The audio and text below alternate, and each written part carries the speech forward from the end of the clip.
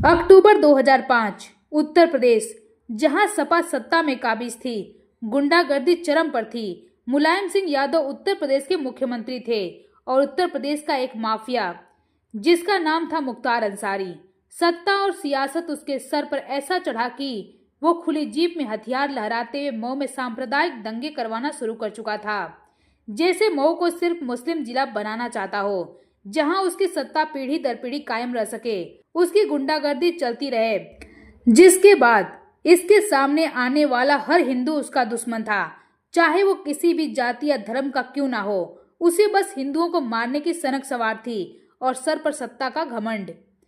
3 दिन बीत चुके थे, सैकड़ों लोग मारे गए, हजारों घर उजड़ गए, लेकिन पुलिस को सिर्फ 17 लाशें मिली, बाकी लोगों को लापता बता दिया गया।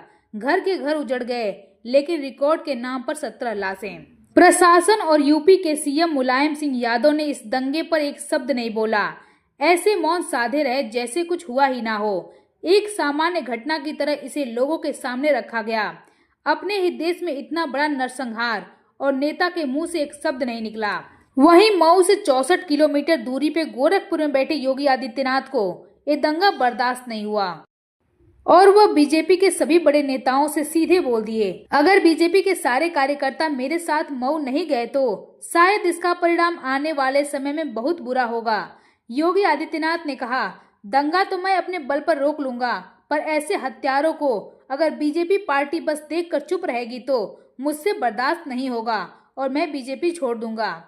बीजेपी के सारे बड़े नेता इस बात से खासे परेशान हो गए। योगी की ये चुनौती कोई आम बात नहीं थी, लेकिन साल 2005 में बीजेपी के हाथ कुछ नहीं था, न केंद्र में बीजेपी की सरकार थी, न राज्य में। ऐसे में कोई भी फैसला उनके लिए आसान नहीं बल्कि मुश्किल पैदा करने वाला था, क्योंकि उत्तर प्रदेश में मुलायम सिंह यादव की सरकार थी जो पहले से मुस्लिम हितैषी थे और उन्हीं के कारण ये दंगे हो रहे थे। जगह जगह गोलियां चल रही थी और चलवाने वाला भी एक कुख्यात अपराधी जिसे सत्ता का समर्थन प्राप्त था। योगी के बातों के बाद भी बीजेपी के नेताओं ने इस दंगे से खुद को दूर कर लिया।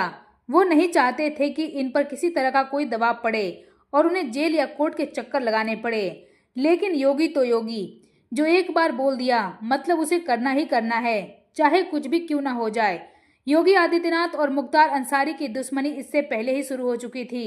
2 साल पहले ही मुख्तार ने योगी आदित्यनाथ को मारने की कई कोशिशें की, लेकिन सब में असफल रहा।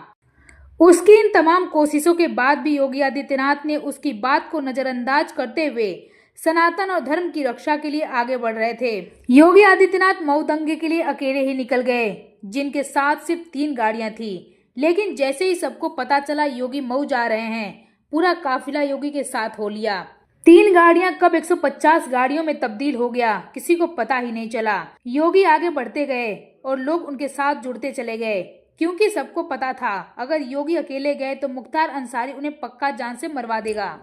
मऊ पहुंचते पहुंचते 150 से 160 गाड़ियों का काफिला हो चुका था और मऊ में घुसते ही जब सारी गाड़ियां आगे निकल रही थी, तभी उनके अंतिम 8 गाड़ियों पे पेट्रोल बम फेंका गया, जो सिर्फ 2 गाड़ियों पे पड़ा। जब सारे लोग गाड़ी से उतरने लगे तो पेट्रोल बम फेंकने वालों को मौत का खौफ नजर आने लगा और वे सभी भाग खड़े हुए।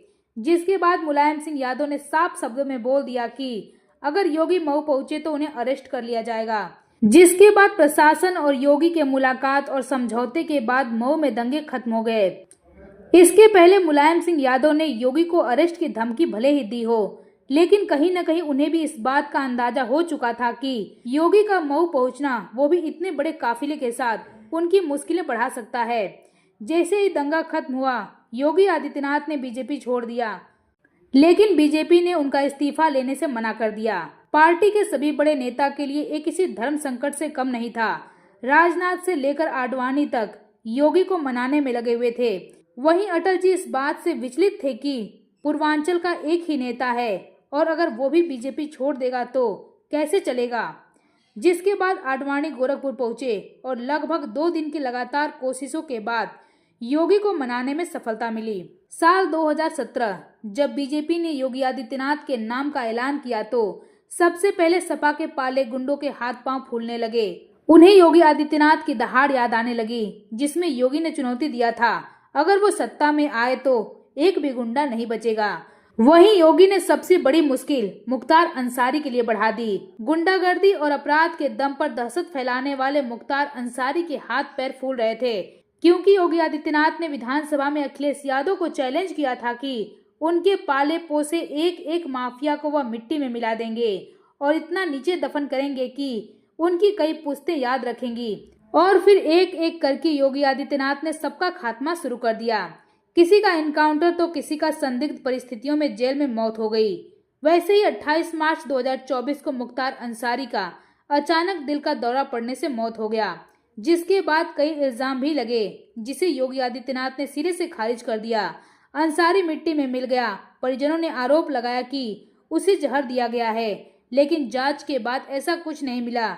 योगी आदित्यनाथ को उत्तर प्रदेश की सत्ता में आए 8 साल होने वाले हैं और ऐसा ही हाल रहा तो आने वाले दिनों में एक बार फिर से उत्तर प्रदेश की जनता योगी आदित्यनाथ को लाएगी। प्रदेश में अमन और शांति, माफियाओं का खौफ लगभग ना के बराबर हो चुका है। यहाँ तक कि 2024 के लोकसभा चुनाव में अखिलेश यादव ने भी योगी आदित्यनाथ के खौफ से विधानसभा छोड़ दिया और संसद चले गए। लेकिन अब देश की डिमांड है योगी को केंद्र में देखने की, जिसके बाद पूरे देश में गुंडे, माफिया और आतंकी को मिट्टी में मिलाया जा सके।